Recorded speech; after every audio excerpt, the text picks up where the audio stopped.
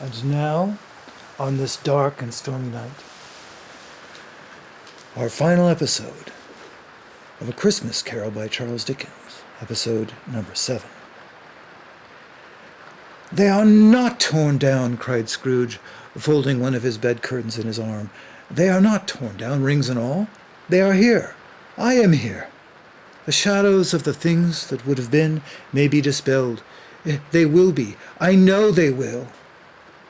His hands were busy with his garments all this time, turning them inside out, putting them on upside down, tearing them, mislaying them, making them parties to every kind of extravagance.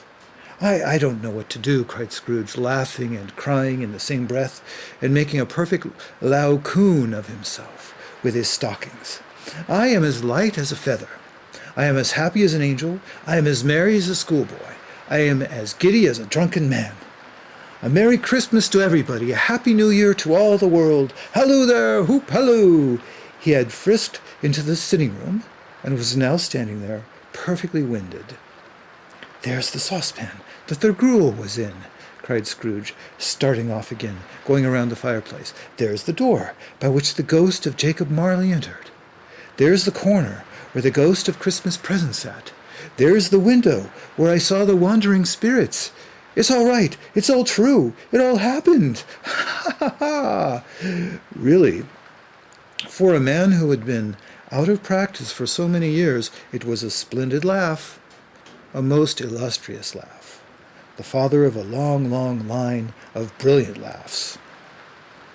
"I don't know what day of the month it is," said Scrooge. "I don't know how long I've been among the spirits. I don't know anything. I'm quite a baby. Never mind, I don't care. I'd rather be a baby. Hello, whoop, hello there." He was checked in his transports by the churches ringing out of the lustiest peals he'd ever heard. Clash, clang, hammer, ding, dong, bell. Bell, dong, ding, hammer, clash, clang. Oh, glorious, glorious! Running to the window, he opened it and put out his head. No fog, no mist. Clear, bright, jovial, stirring, cold. Cold, piping for the blood to dance to. Golden sunlight. Heavenly sky. Sweet fresh air. Merry bells. Oh, glorious, glorious!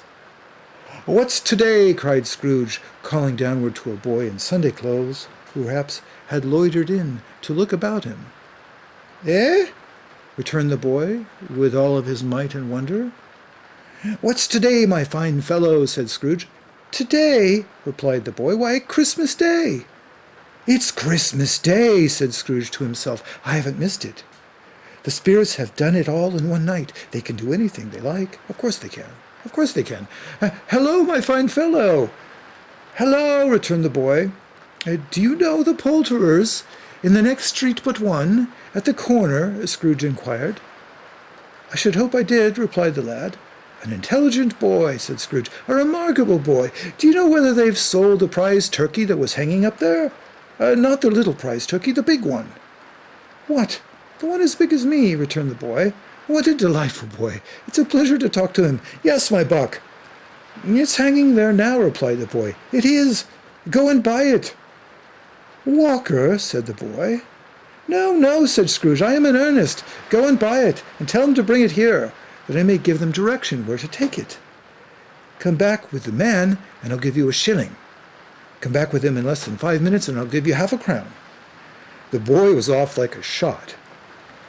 He must have had a steady hand at the trigger who could have got a shot off half so fast.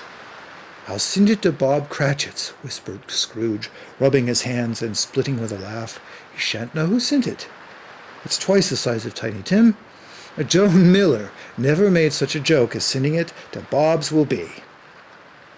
The hand in which he wrote the address was not a steady one, but write it he did somehow, and went downstairs to open the street door, ready for the coming of the poulterer's man. As he stood there, waiting his arrival, the knocker caught his eye.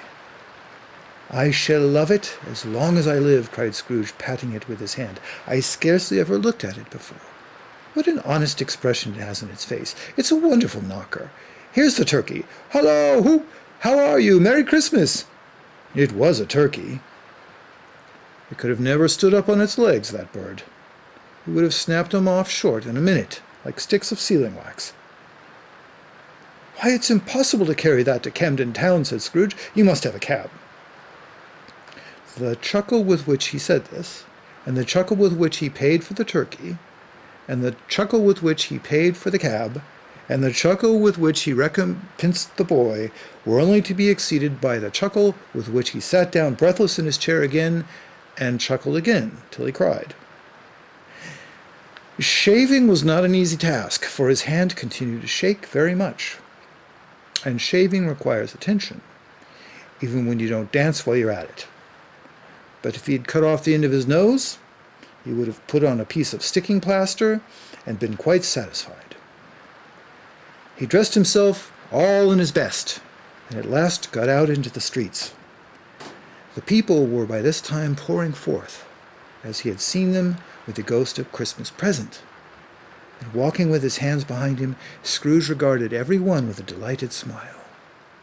He looked so irresistibly pleasant, in a word, that 3 or 4 good-humoured fellows said, "Good morning, sir," as a Merry Christmas to you, and Scrooge said often afterwards that of all the blithe sounds he had ever heard, those were the blithest in his ears.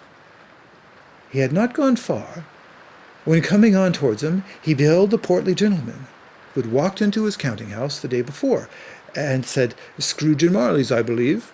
It sent a pang across his heart to think how this old gentleman would look upon him when they met. But he knew what path lay straight before him, and he took it. "My dear sir," said Scrooge, quickening his pace and taking the old gentleman by both his hands, "how do you do? I hope you succeeded yesterday. It was very kind of you. A Merry Christmas to you, sir." "Mr. Scrooge?" "Yes," said Scrooge. "That's my name, and I fear it may not be pleasant to you. Allow me to ask your pardon. And will you have the goodness—" Here Scrooge whispered in his ear. "Lord bless me," cried the gentleman, as if his breath were taken away. "My dear Scrooge, are you serious?" "If you please," said Scrooge, "not a farthing less. And a great many back payments are included in it, I assure you. Will you do me that favor?" "My dear sir," said the other, shaking hands with him, "I don't know what to say so much munificent—" "Don't say anything, please," retorted Scrooge. "Come and see me. Will you come and see me?" "I will," cried the gentleman, and it was clear that he meant it. "Thank ye," said Scrooge. "I am much obliged to you. I thank you 50 times. Bless you." He went to church, and walked about the streets, and watched the people hurrying to and fro, and patted children on the head, and questioned beggars, and looked down into the kitchens of houses, and up into the windows, and found that everything could yield him pleasure. He had never dreamed that any walk, that anything, could give him so much happiness. In the afternoon he turned his steps toward his nephew's house. He passed the door a dozen times before he had the courage to get up and knock. But he made a dash, and he did it. "Is this your master at home, my dear?" said Scrooge to the girl. "Nice girl, very." "Yes, sir." "Where is he, my love?" said Scrooge. He's in the dining room, sir, along with mistress. I'll show you upstairs, if you please." "Thank ye, he knows me," said Scrooge, with his hand already on the dining room lock. "I'll go in here, my dear." He turned it gently, and sidled his face in round the door. They were looking at the table, which was spread out in great array, for these young housekeepers were always nervous on such points, and liked to see that everything was right. "Fred," said Scrooge. Dear heart alive, how his niece by marriage started. Scrooge had forgotten for the moment about her sitting in the corner with the footstool, or he wouldn't have done it on any account. "Why, bless my soul," cried Fred, "who's that?" "It is I, your Uncle Scrooge. I have come to dinner. Will you let me in, Fred?" Let him in? It was a mercy he didn't shake his arm off. He was at home in 5 minutes. Nothing could be heartier. His niece looked just the same. So did Topper when he came. So did the plump sister when she came. So did every one of them when they came. Wonderful party. Wonderful games. Wonderful unanimity. Wonderful happiness. But he was early at the office the next morning, Oh, he was early there. If he could only be there first and catch Bob Cratchit coming late. That was the thing he set his heart on. And he did it. Yes, he did. The clock struck 9. No Bob. 1:15, no Bob. He was a full 18 minutes and a half behind his time. Scrooge sat with his door wide open that he might see him come into the tank. His hat was off before he opened the door, his comforter too. He was on his stool in a jiffy, driving away with his pin, as if he were trying to overtake 9 o'clock. "Hello," growled Scrooge in his accustomed voice, as near as he could feign it. "What do you mean by coming in here at this time of day?" "I'm very sorry, sir," said Bob. "I am behind my time." "You are?" repeated Scrooge. "Yes, I think you are. Step this way, sir, if you please." "It's only once a year, sir," pleaded Bob, appearing from the tank. "It shall not be repeated. I was making rather merry yesterday, sir."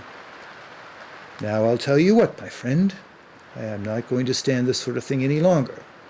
And therefore," he continued, leaping from his stool and giving Bob such a dig in the waistcoat that he staggered back into the tank again, "and therefore I am about to raise your salary." Bob trembled and got a little nearer to the ruler. He had a momentary idea of knocking Scrooge down with it, holding him and calling to the people in the court to help, and a straitjacket. "A Merry Christmas, Bob," said Scrooge, with an earnestness that could not be mistaken, as he clapped him on the back. "A merrier Christmas, Bob, my good fellow, than I have given you for many a year. I'll raise your salary and endeavor to assist your struggling family, and we'll discuss your affairs this very afternoon over a Christmas bowl of smoking bishop, Bob. Make up the fires and buy another coal scuttle before you dot another I, Bob Cratchit." Scrooge was better than his word. He did it all, and infinitely more. And to Tiny Tim, who did not die, he was a second father. He became as good a friend, as good a master, and as good a man as the good old city knew, or any other good old city, town, or borough in the good old world.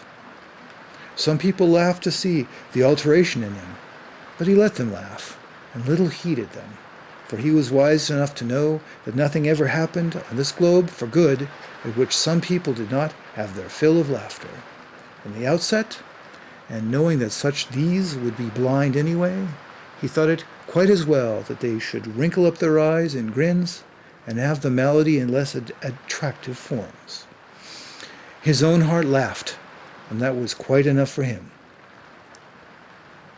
He had no further intercourse with spirits, but lived upon the total abstinence principle ever after. And it was always said of him that he knew how to keep Christmas well, if any man alive possessed the knowledge. May that be truly said of us, and all of us. And so, as Tiny Tim observed, God bless us, every one. And thank you so much for joining me in this reading of A Christmas Carol by Charles Dickens. If you've made it this far, you're either crazy or you liked it. I hope you liked it, and in doing so, please subscribe to this channel, like the video so that other people can enjoy it too, and join me next time in another reading here at the Blue Reader.